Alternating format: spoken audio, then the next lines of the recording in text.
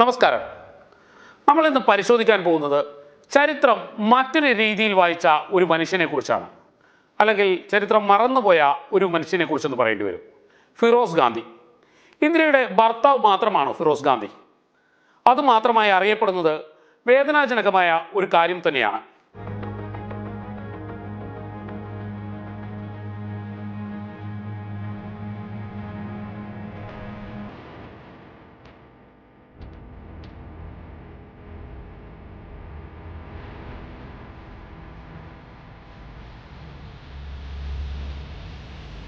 ഫിറോസ് ഗാന്ധി നമുക്ക് ഇന്ത്യക്കാർക്ക് ഇന്ത്യയുടെ ഭർത്താവാണ്.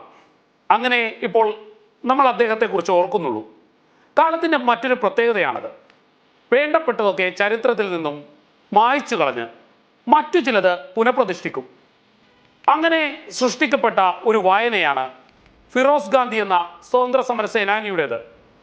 ചരിത്രത്തിലും അതുതന്നെയാണ് സംഭവിച്ചത്. ഒരുപാട് വിശേഷണങ്ങൾ അദ്ദേഹത്തിന് കൊടുക്കേണ്ടി വരും. മികച്ച ഒരു പാർലമെന്റേറിയൻ, ധീരനായ പത്രപ്രവർത്തകൻ, ഒപ്പം തന്നെ മാധ്യമ സ്വാതന്ത്ര്യത്തിൻ്റെ മുൻനിര പോരാളി, അഴിമതിക്കെതിരെ സന്ധിയില്ല പോരാട്ടം നടത്തിയ പോരാളി. എന്നിരുന്നാലും ഏവരും ഓർക്കുന്ന ഒരേ ഒരു വിശേഷണം ഇന്ത്യയുടെ ഭർത്താവായ ഫിറോസ് ഗാന്ധി എന്നതാണ്. ഇനി ചില ചരിത്രങ്ങളൊന്ന് പരിശോധിക്കാം.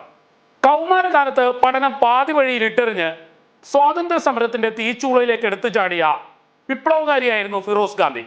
മകന്റെ പ്രവർത്തനങ്ങളിൽ പേടി തോന്നിയ മാതാവ് തൻ്റെ മകനോട് പഠനത്തിൽ ശ്രദ്ധ കേന്ദ്രീകരിക്കണമെന്ന് ഉപദേശിക്കാൻ ഒരാളെ കണ്ടെത്തി. അത് മറ്റാരുമായിരുന്നില്ല, സാക്ഷാൽ മഹാത്മാഗാന്ധി. പരാതിയൊക്കെ ക്ഷമാപൂർവം കേട്ട ഗാന്ധിജി പറഞ്ഞത്, താങ്കളുടെ മകൻ ഒരു വിപ്ലവകാരിയാണ്. ഇതുപോലെ 7 വിപ്ലവകാരികളെ എനിക്ക് കിട്ടുകയാണെങ്കിൽ ഇന്ത്യയെ 7 ദിവസം കൊണ്ട് സ്വാതന്ത്ര്യമാക്കാം എന്നാണ്. എന്തായാലും അദ്ദേഹം പറഞ്ഞതുപോലെ തന്നെ സംഭവിച്ചു എന്നുള്ളതാണ് പിന്നീട് ചരിത്രം നമ്മെ കാണിച്ചു തരുന്നത്. മഹാത്മാഗാന്ധിയോടുള്ള അമിത ആരാധനയാൽ ഫിറോസ് തൻ്റെ സർനെയിമായ ഗാന്ധിയുടെ സ്പെല്ലിങ്ങിൽ ചെറിയൊരു മാറ്റം വരുത്തി, ഗാന്ധി എന്നാക്കി മാറ്റി. അങ്ങനെ ഫിറോസ് ഗാന്ധിയായി മാറി.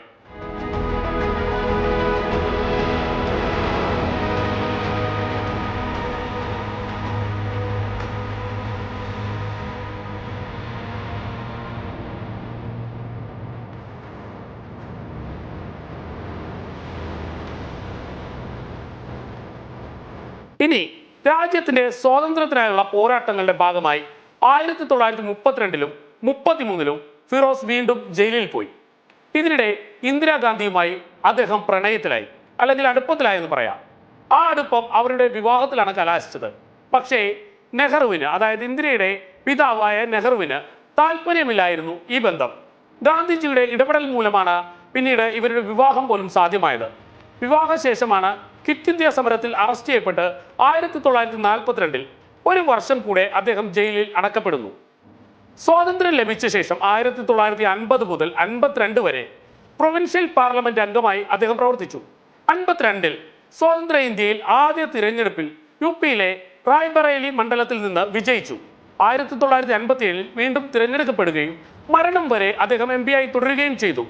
പാർലമെന്റ് അംഗം എന്ന നിലയിൽ നെഹ്റുവിനും ഭരിക്കുന്നവർക്കും സ്ഥിരം ഒരു തലവേദനയായിരുന്നു ഫിറോസ് ഗാന്ധി. കോൺഗ്രസ് പാർട്ടിയുടെ MP ആയിരുന്നിട്ടും ഭരണരംഗത്തെ വൈകല്യങ്ങൾ അദ്ദേഹം ഒരു മടിയും കൂടാതെ നിരന്തരം ചൂണ്ടിക്കാണിച്ചിരുന്നു. പാർലമെന്റിലെ പ്രതിപക്ഷ നേതാവ് ഫിറോസ് ആണെന്ന രീതിയിലായിരുന്നു അദ്ദേഹത്തിന്റെ പ്രവർത്തനങ്ങൾ. എന്തായാലും ഇതെല്ലാം നെഹ്റുവിന്റെ വലിയ എതിർപ്പിന് ഇടയാക്കിയിട്ടുണ്ട്. ഇന്ത്യയുടെ ചരിത്രത്തിൽ പാർലമെന്റിൽ അഴിമതിക്കെതിരെ പോരാടിയവർ ഫിറോസ് ഗാന്ധിയെ പോലെ വേറെ ഉണ്ടായിട്ടില്ല. മാത്രമല്ല, ഇന്ത്യൻ രാഷ്ട്രീയത്തെ ആകെ പിടിച്ചുലച്ച വലിയ 2 അഴിമതി കേസുകൾ വെളിച്ചത്ത് കൊണ്ടുവന്നത് ഫിറോസ് ഗാന്ധിയാണ്. ഇന്ത്യയിലെ അന്നത്തെ വൻകിട ബിസിനസ് കുടുംബങ്ങൾ പൊതുമുതൽ കൊള്ളയടിച്ച് നടത്തി വന്നിരുന്ന ഒരു വൻ സാമ്പത്തിക ക്രമക്കേടുകളും ഒപ്പം തന്നെ അഴിമതികളുമാണ് ആധികാരിക വിവരശേഖരണത്തിലൂടെ ഫിറോസ് വെളിച്ചത്ത് കൊണ്ടുവന്നത്. അതിനായി അദ്ദേഹം ഏറെ കഷ്ടപ്പാടുകൾ സഹിക്കുകയും ചെയ്തിരുന്നു. ബിസിനസ് സാമ്രാജ്യമായ ഡാൽമിയ ടൈംസ് ഗ്രൂപ്പിന്റെ സ്ഥാപകൻ രാംകൃഷ്ണ ഡാൽമിയ മുമ്പ് ചെയർമാനായിരുന്ന ഭാരത് ഇൻഷുറൻസ് കമ്പനിയുടെ പണം തിരിമറി ചെയ്ത് ബെനറ്റ് കോൾമാൻ എന്ന വിദേശ കമ്പനി സ്വതന്ത്രമാക്കിയതിന്റെ പിന്നിലുള്ള സാമ്പത്തിക ക്രമക്കേടുകൾ ഫിറോസ് പാർലമെന്റിൽ അവതരിപ്പിച്ചു. 1955-ലായിരുന്നു ഈ സംഭവം. തുടർന്ന് സർക്കാർ നിയോഗിച്ച വിവിയൻ ബോസ് അന്വേഷണ കമ്മീഷൻ ഫിറോസ് ഉന്നയിച്ച ആരോപണങ്ങൾ ശരിവയ്ക്കുകയാണ് ഉണ്ടായത്. കോടതി നടപടികളെ തുടർന്ന് കുറ്റക്കാരനെന്ന് കണ്ടെത്തി രാമകൃഷ്ണ ഡാൽമിയയെ 2 വർഷം ജയിലിലടച്ചു. പിന്നീട് ഫിറോസ് ഗാന്ധിയുടെ ഇടപെടലിനെ തുടർന്ന് 245 ഇൻഷുറൻസ് കമ്പനികളാണ് സർക്കാർ ദേശസാൽക്കരിച്ചത്. ഡാൽമിയയുടെ അഴിമതി ചൂണ്ടിക്കാണിച്ച് 1955 ഫിറോസ് ഗാന്ധി നടത്തിയ 55 മിനിറ്റ് പ്രസംഗം ഇന്ത്യൻ പാർലമെന്റ് ചരിത്രത്തിലെ ഇന്നേ വരെയുള്ള ഉജ്ജ്വല പ്രസംഗമായി വിലയിരുത്തപ്പെടുന്നു.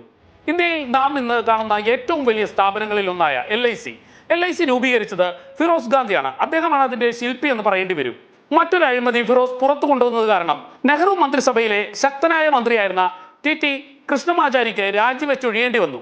പക്ഷേ ഫിറോസ് ഗാന്ധി എന്ന സംശുദ്ധനായ രാഷ്ട്രീയക്കാരന്റെ വിട്ടുവീഴ്ചയില്ലാത്ത അഴിമതിക്കെതിരെയുള്ള പോരാട്ടങ്ങൾ അദ്ദേഹത്തെ നെഹ്റുവിന്റെ കണ്ണിലെ കരടാക്കി മാറ്റിയിരുന്നു. നമ്മൾ ആ കാര്യം നേരത്തെ സൂചിപ്പിച്ചതാണ്.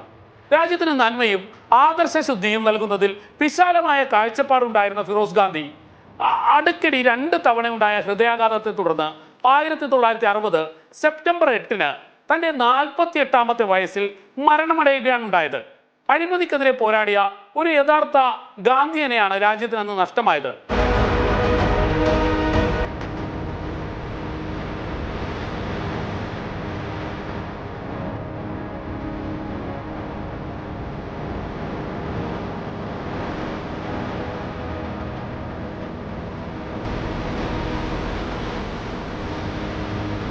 ഇന്ത്യൻ സ്വാതന്ത്ര്യ സമര മുന്നണി പോരാളിയായിരുന്ന അഴിമതിക്കെതിരെയുള്ള പോരാട്ടങ്ങൾ എന്താണെന്നും എങ്ങനെയാണെന്നും തെളിയിച്ചു തന്ന, നാമെല്ലാം ആവേശത്തോടെ പറയുന്ന ഒരു വാക്കായ സ്വാതന്ത്ര്യം നേടിത്തന്ന ഉജ്ജ്വല പത്രപ്രവർത്തകനായ ഫിറോസ് ഗാന്ധിയെ മറന്ന ഒരു തലമുറയാണ് നമ്മൾ. അദ്ദേഹത്തിന്റെ ജീവചരിത്രം എഴുതാൻ സ്വീഡനിൽ നിന്നും മറ്റൊരു പത്രപ്രവർത്തകൻ വരേണ്ടി വന്നു. സ്വീഡിഷ് പത്രപ്രവർത്തകനായ ബെർട്ടിൻ ഫോൾക്ക് ഫിറോസ് ഗാന്ധിയുടെ ജീവചരിത്രത്തിന് നൽകിയ പേര് മറ്റൊന്നുമായിരുന്നില്ല, ഫിറോസ് ദ ഫോർഗറ്റൻ ഗാന്ധി എന്നായിരുന്നു. അതെ, നാം മറന്ന ഒരു ഗാന്ധി. ഇന്ദിരാഗാന്ധിയും രാജീവ് ഗാന്ധിയും ഇപ്പോൾ രാഹുൽ ഗാന്ധിയും വാഴ്ത്തപ്പെടുമ്പോൾ നമ്മൾ സൗകര്യപൂർവ്വം മറന്നത് ആദർശധീരനായ നേതാവിനെയാണ്, ഒരു ഉത്തമനായ ഗാന്ധിയനെയാണ്, ഫിറോസ് ഗാന്ധിയെ. നന്ദി.